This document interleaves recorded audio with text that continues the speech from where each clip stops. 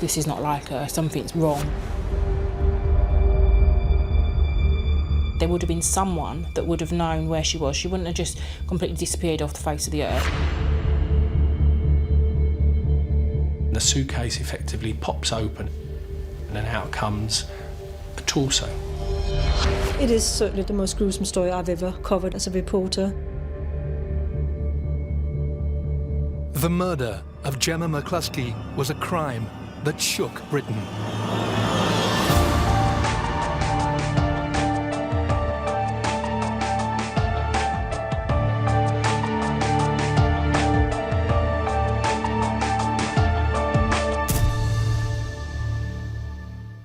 In early March 2012, a young woman goes missing in East London.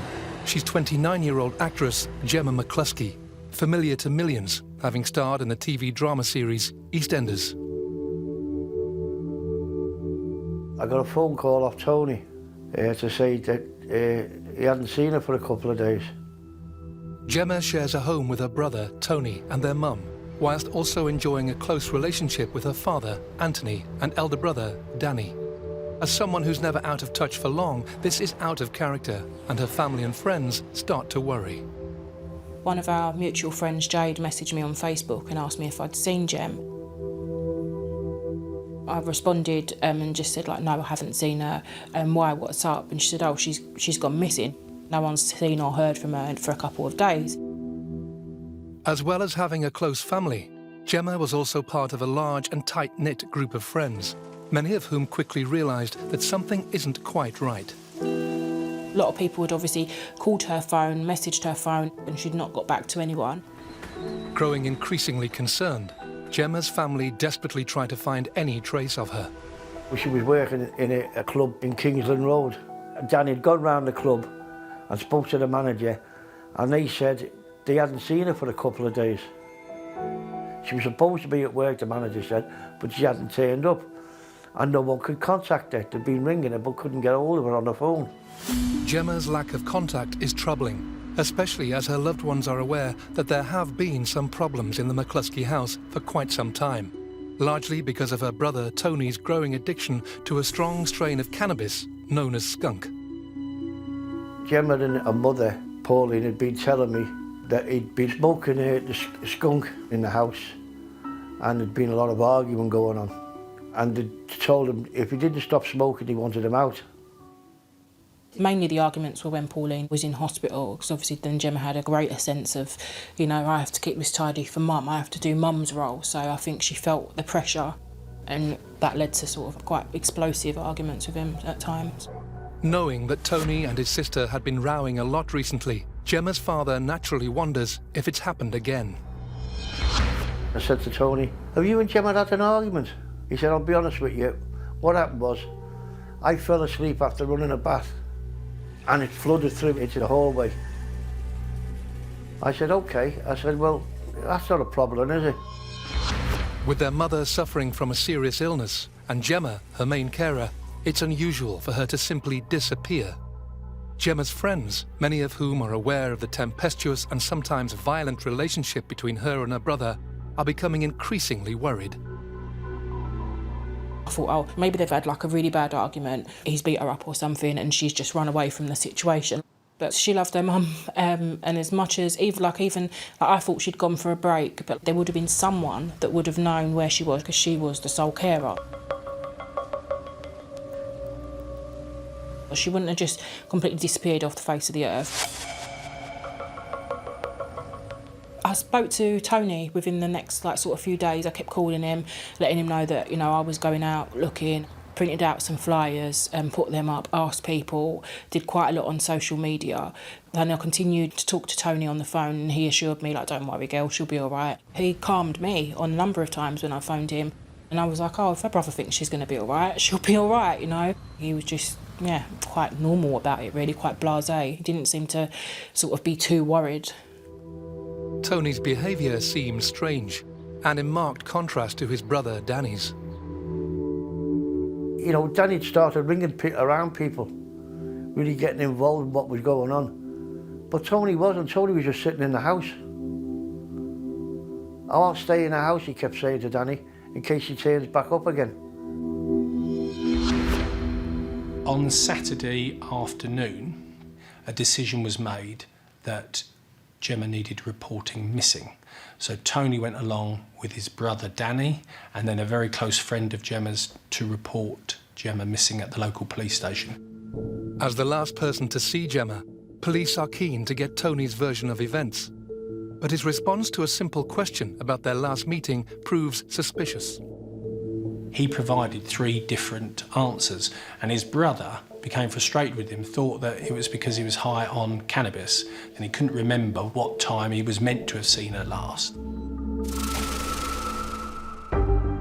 As well as reporting Gemma missing to the police, her friends contact the local newspaper for help. I was a reporter on the East London Advertiser when a call happened to come in. It was a friend and cousin of Gemma McClusky who was looking for the newspaper's help in finding Gemma. And cousin mentioned that she used to star in EastEnders. And obviously my ears sort of pricked up. That was something quite unusual. And I put together a headline along the lines, "Brothers and friends searching for missing EastEnders actress." She told me that they were putting a search party together. So ahead of the search party, I decided to put in a call to her 2 brothers. Tony seemed quite sort of calm and collected on the phone, really, maybe even a bit distant. He was very different to Danny, who came across much more emotional and worried. Gemma has now been missing for 4 days, and her family, desperate for information, are doing everything they can to find her. Over the weekend, he got in contact with a lot of friends. So on the Monday night, we're going to go round Shoreditch and Bethnal Green asking people, did anyone see Gemma? But Tony never went to this thing. He said, I'll stay in the house in case there's any phone calls and she turns back up again. But when it actually started to happen, Tony all of a sudden turned up because he'd heard the Sun newspaper had come down there. So he made an appearance.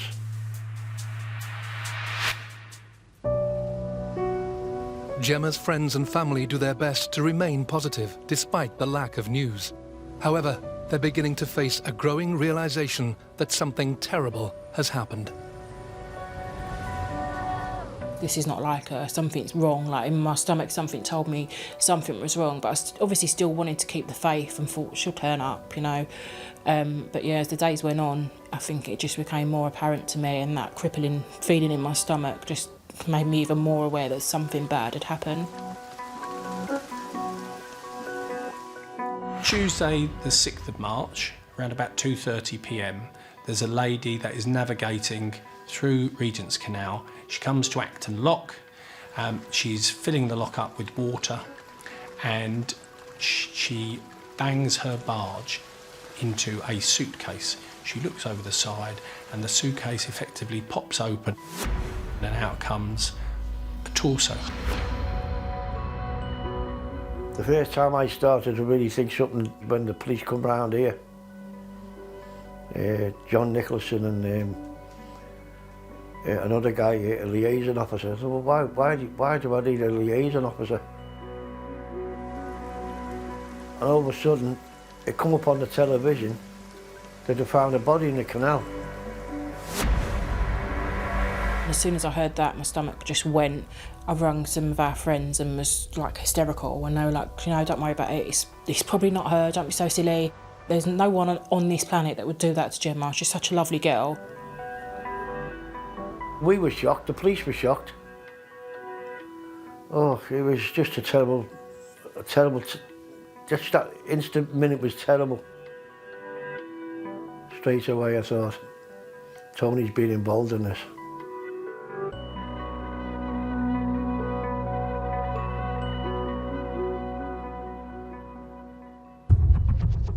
Tony had on at least one, if not 2 occasions, gone to strangle her. She must have been scared of him. Tell me what you know about the disappearance of Gemma. No comment.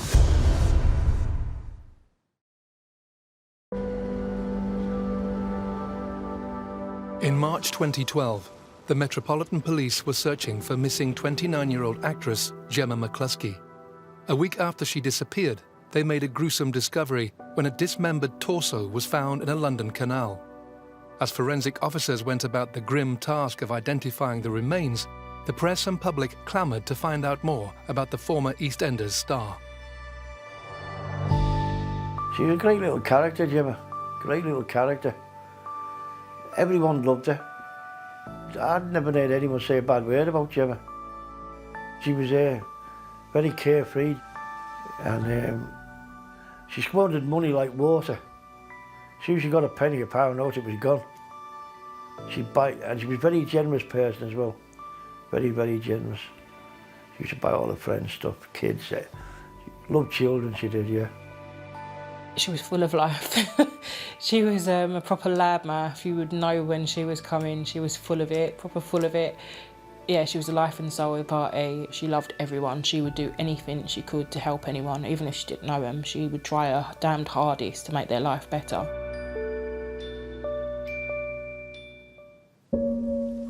Only days after the discovery of the torso in the canal, the police had reached an inevitable conclusion.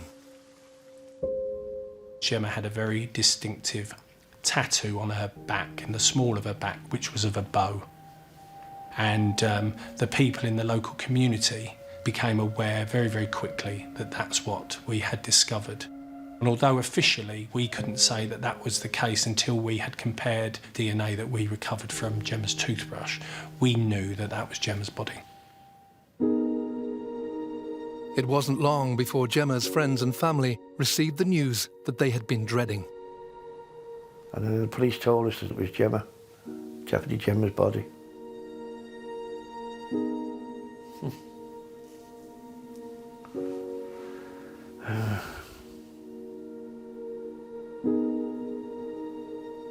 How has this happened to Gemma? Who could do this to her? I couldn't believe it. I couldn't believe that someone had done that to Gem. You know, that someone had murdered her, let alone what they did to her as well, and that they'd only found a part of her as well. She was incomplete. So I said, listen, I said, Gemma is not getting touched. She's not getting buried, cremated, nothing until all of her body is together. And I called her and said, you tell Mr. McCluskey I will keep his daughter safe until she's all together. And that killed me, that did. It really did. As Gemma's loved ones begin to try and come to terms with their dreadful loss and the fact that only part of her body had been recovered, the relationship between Gemma and her brother Tony is coming under scrutiny. Gemma had made quite a good little success of her life.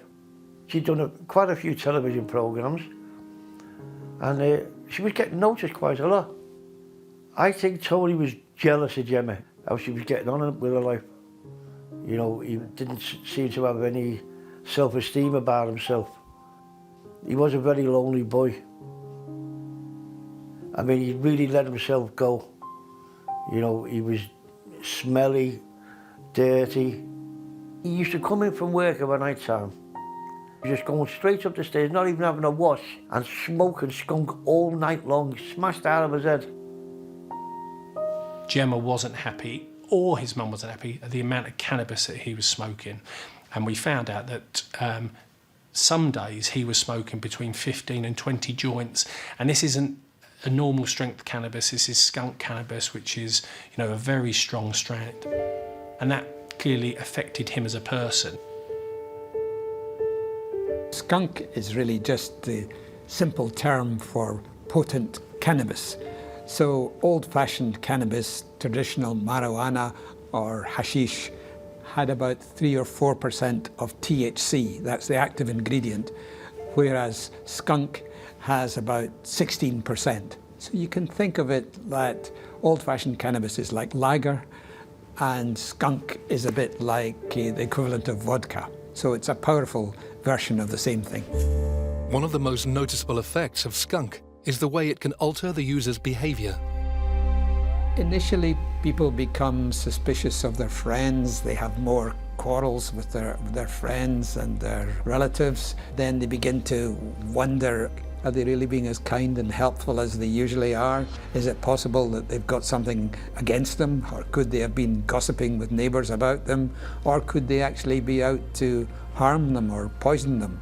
So eventually people can develop a picture that looks just like schizophrenia. They can hear voices when there's nobody there, and they can develop delusions, strange ideas, other people are ganging up against them or maybe even interfering with their brain.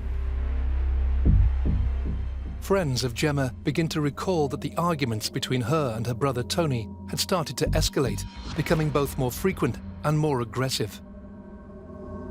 When Gemma used to come and stay at mine, you know, she didn't have any clothes or anything. She'd just left the house and literally drove straight to mine. So, yeah, she must have been scared of him. And through their investigation, police find the problems had already been officially reported by Gemma and Tony's mum. Pauline had written to the local authority to say that Tony had become aggressive and he was having a go at her and having a go at his sister.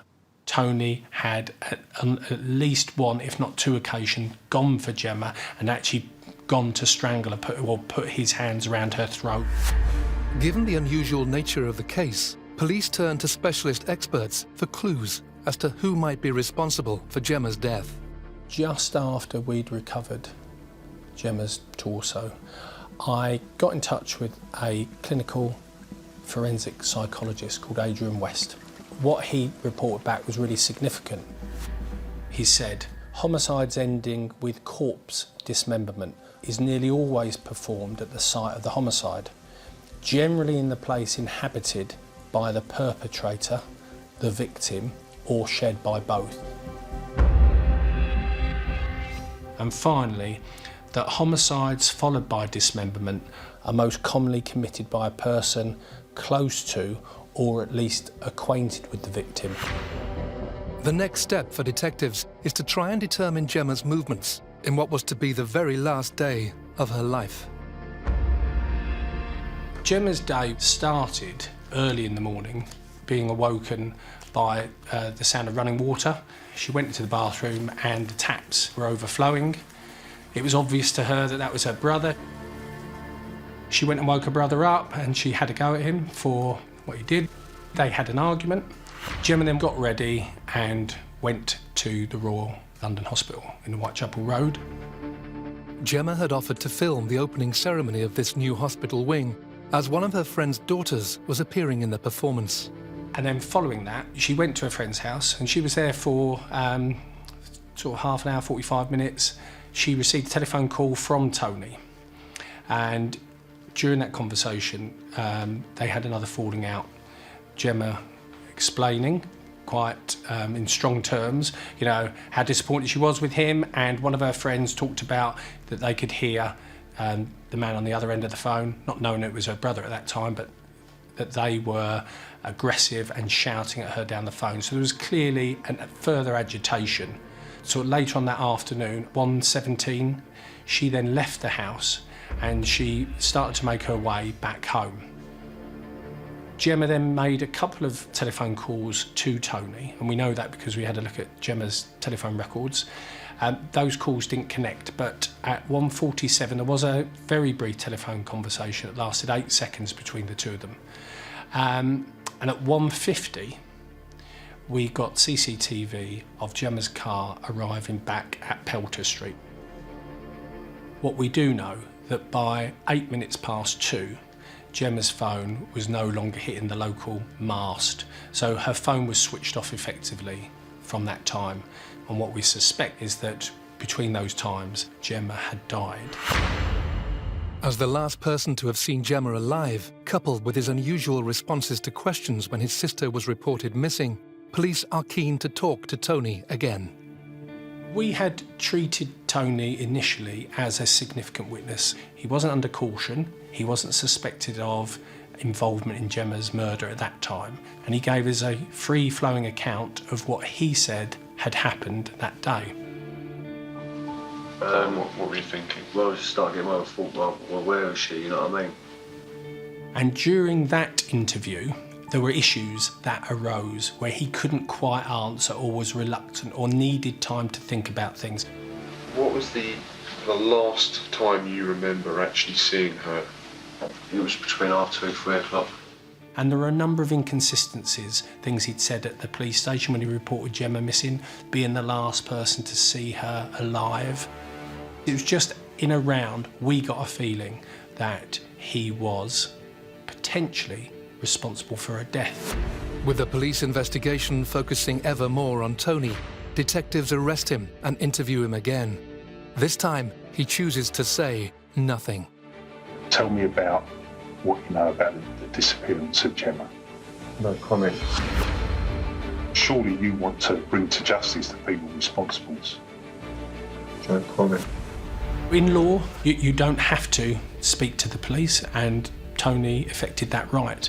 That was really bizarre. So much as that is Tony's right, his sister had on the face of it been abducted, murdered, dismembered, yet Tony, one of her closest family members, was choosing to say nothing about it. And that really was significant for us in the investigation, because that really made us feel as if, you know, he must have had something to do with her death. Tony, did you kill Gemma? No comment.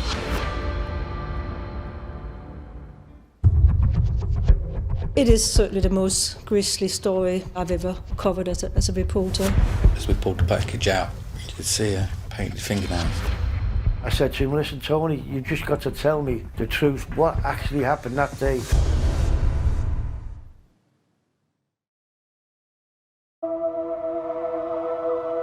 Police investigating the murder of actress Gemma McClusky have arrested her brother, Tony, on suspicion of being involved in his sister's death.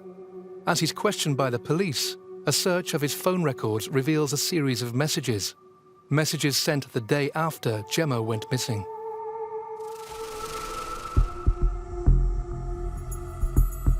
Tony acted as if nothing untoward had happened. He texted his girlfriend, apologised for not being in touch the night before. And then at 10:31, he went to see his mother in hospital in central London. At 4:51, he sent Gemma another text which said, "Gem, ring me when you get this message. What are you having for dinner? Are you working tonight? Kiss, kiss." And then the police make perhaps the most crucial discovery yet. That evening is when we know that Tony had made an inquiry with the local minicab firm. The records showed that the guy had given the name as Tom. That minicab firm is about a 2 or 3 minute walk from Pelter Street, from where he lived. And of course, we followed that line of inquiry. As it happened, on the day that the officer went in, the same controller and the same cab driver that had been there on the night were actually there. And they both recall Tom having a bag, and that it was a weighty bag. And the minicab driver's vehicle was around the back of the cab office. And we have CCTV footage, which was absolutely crucial to the investigation, where we see Tony struggling with a heavy object and placing it into the boot of the car. And once we've tested the vehicle, we find Gemma's blood, and that was hugely significant for us. He told the minicab driver to take him to Dunstan Road, which is where the Regent's Canal is. The cab driver gave an account of Tony struggling to get the bag out of the car, and then off Tony went towards Acton Lock. There was a student who was out on her balcony that overlooked the canal, and she recalled seeing a man dragging a bag along the canal.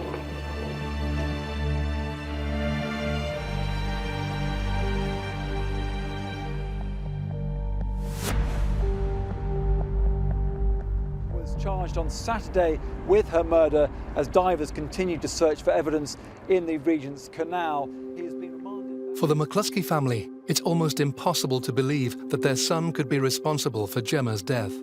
So lead detective John Nicholson makes a bold decision to show the family the CCTV footage of Tony struggling with the suitcase.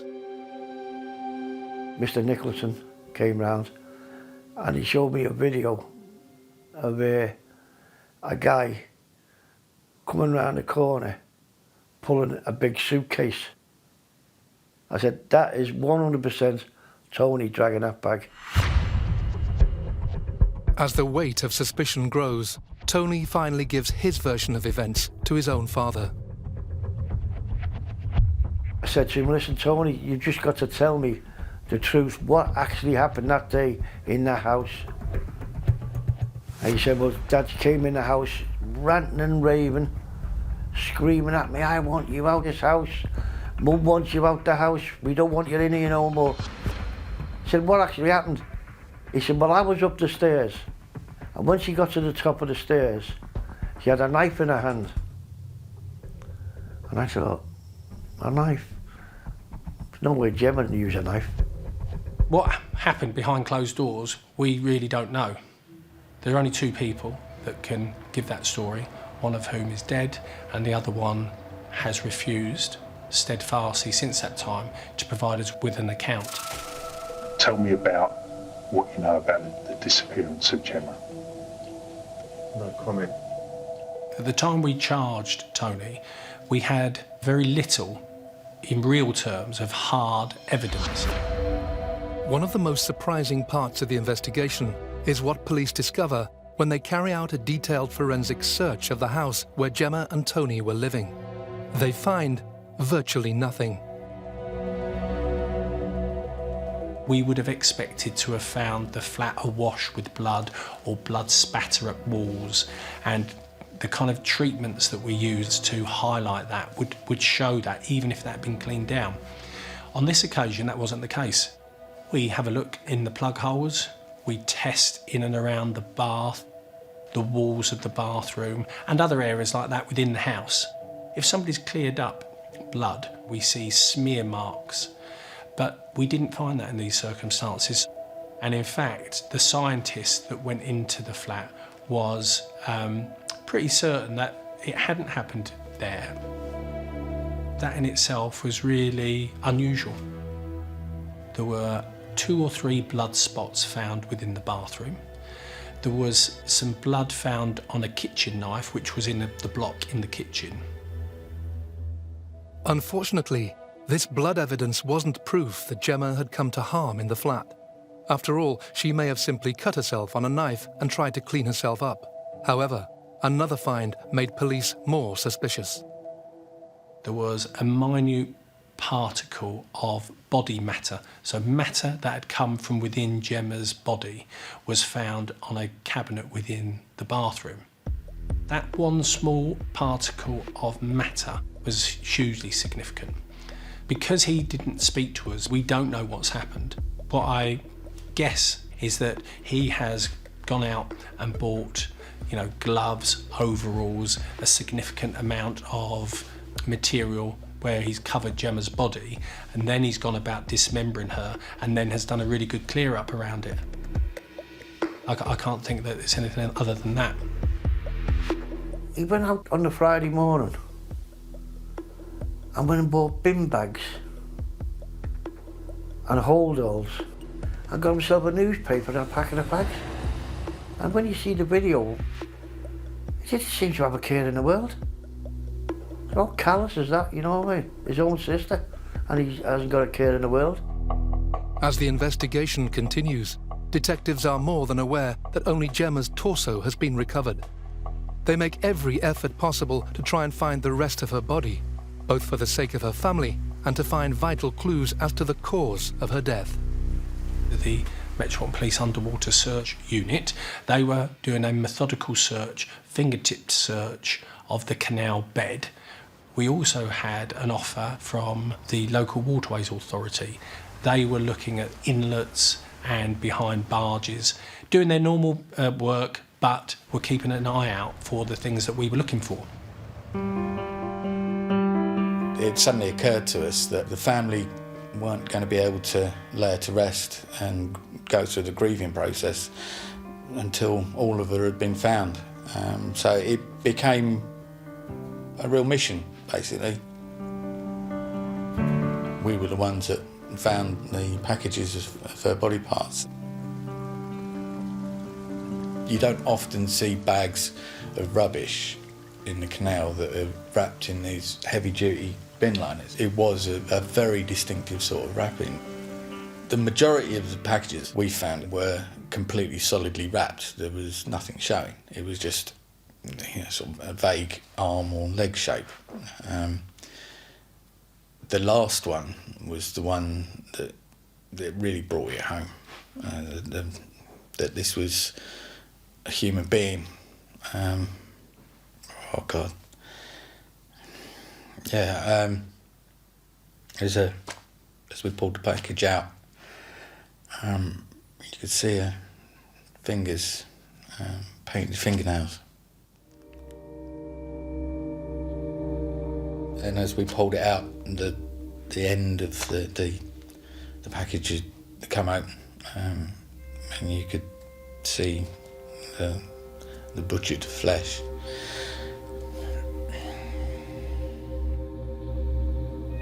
What the most likely thing that had happened, Tony had thrown them in, they'd been weighted down, but then the gas that had given off from the decomposition of the body part had then raised the bag to the surface. Whilst the majority of Gemma's remains are thankfully recovered within a matter of days of each other, tragically, it would be months before her head was located. The local community were clearing out a place called Kingston Basin, and the person that found the part, he'd hooked out this bag, which was quite heavy, kind of left it on the side to drain, and then had opened the bag and discovered Gemma's head, severed head there. That was a particularly gruesome discovery, but also, I guess, some sort of relief for the family, because they didn't want to bury Gemma or put her to rest till they had all of her. That killed me, that did. It really did. I mean, the head, it was 2 miles further up the canal.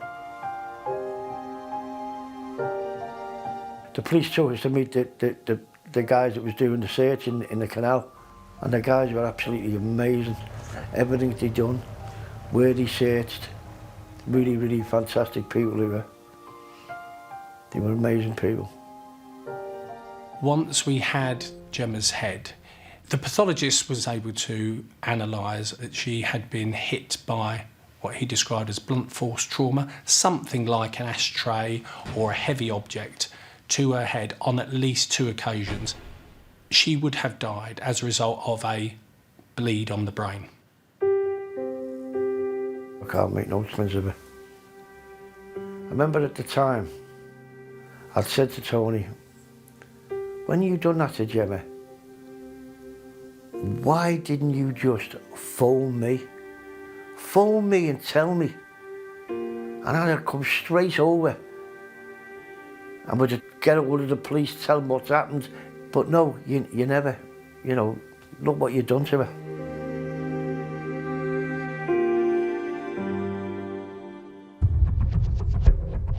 You murdered your own sister, cut her up into pieces. I just had to walk out the court. It's inconceivable that he couldn't recall those things. There's no way you don't remember that.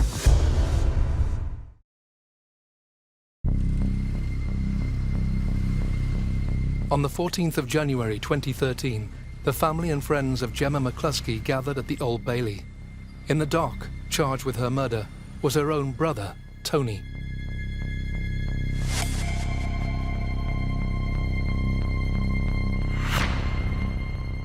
His story in court was that he couldn't remember. For me, that's inconceivable that he couldn't recall those things, particularly when he did have it about him to construct text messages that were lies. It's one thing accidentally hurting someone. It's another thing what he did. You murdered your own sister and then he cut her up into pieces and then he disposed of her in a local canal. You know, he went to the shop to go and get the stuff to do that. He got a cab to the canal. He dumped her body in the canal. There's no way you don't remember that. The hardest part for the trial was when he got this forensic expert on how the body had been cut up. She'd be going for about 5 minutes, and I couldn't handle it no more. The detail was terrible. It really done my head in. I just got up and had to walk out the court. She was able to give us a professional opinion about what had happened in terms of the dismemberment. What we do know is that Tony, having killed Gemma, dismembered her body in the flat itself. What we did establish that during the dismemberment, Tony became more proficient in what he did. So initially he used a knife to try and remove Gemma's limbs, and that was unsuccessful. And so he then went on to using as an axe kind of implement. And during that time, he got better. So the first limb that he dismembered took him in the region of 20 to 25 attempts. And then as he went forward, those number of attempts reduced, and this would take probably 2 to 3 hours. Throughout the trial, Tony maintains his claim that he can't remember killing his sister or what happened afterwards. Tony was making himself look like such a fool. He really was. He was making himself look such a fool. This guy that was on about amnesia, this expert dismissed that claim straight off. The jury don't believe Tony's claims of amnesia either. They find him guilty of murder, and he's sentenced to life in prison with a minimum term of 20 years, leaving only speculation as to what really happened. I suspect what's happened is he has, in a fit of rage, hit Gemma, and then once he has killed her, what does he do? He's got an option, hasn't he, to call the police, to call some family and friends and to say, I've made a terrible mistake, this is what's happened. But he chose not to do that. He chose to get rid of Gemma's body, and he chose to dismember her, which is, you know, a horrific, horrendous thing for him to do.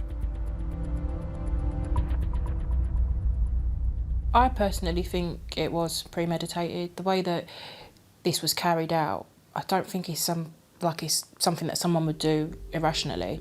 How did he know how to clean the property to that level, you know? He knew what he was doing.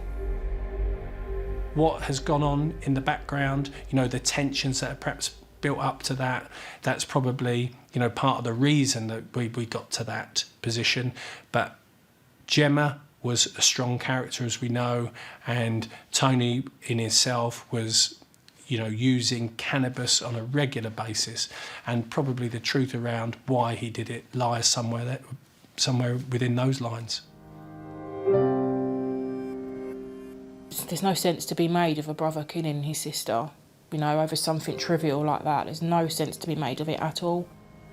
What he did after, and how he lied to everyone, and how he deceived us all.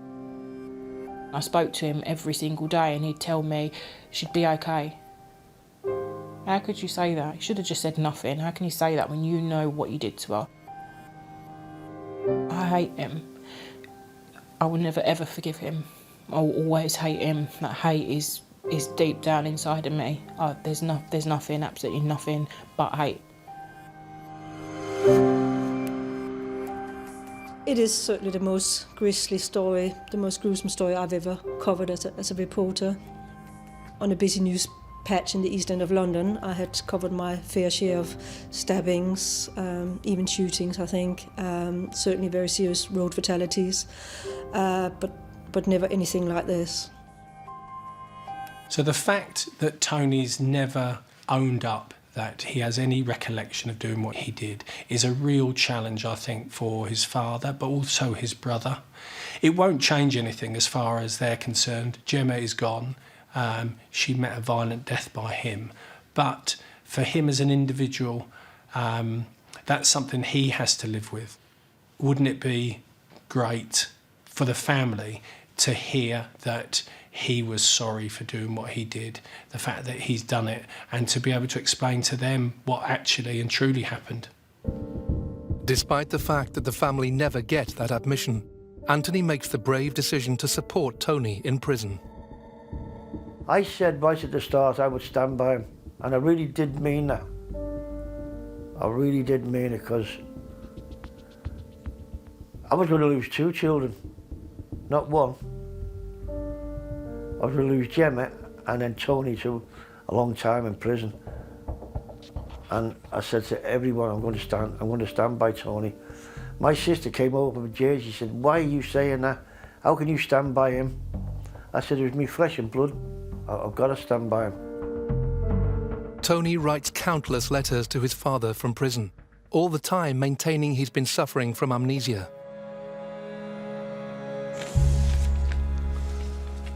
As I'm still finding it very hard to believe myself that I could do such a terrible thing. Anyway, Dad, I wish I could tell you more about what happened. And I'm still sitting here at night and day thinking, now I stop to remember, trying to put the pieces together. But I just can't remember what happened that day. Well done for me, Dad, and I will look forward to seeing you soon. I love you so much. Be lucky, yours loving son, Tony.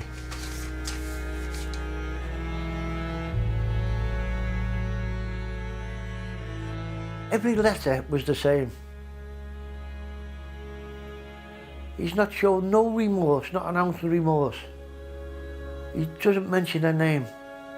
I'm trying to support him and look after him, but he's not showing no remorse, and that was it. I just in the end I went, I've had enough, Tony.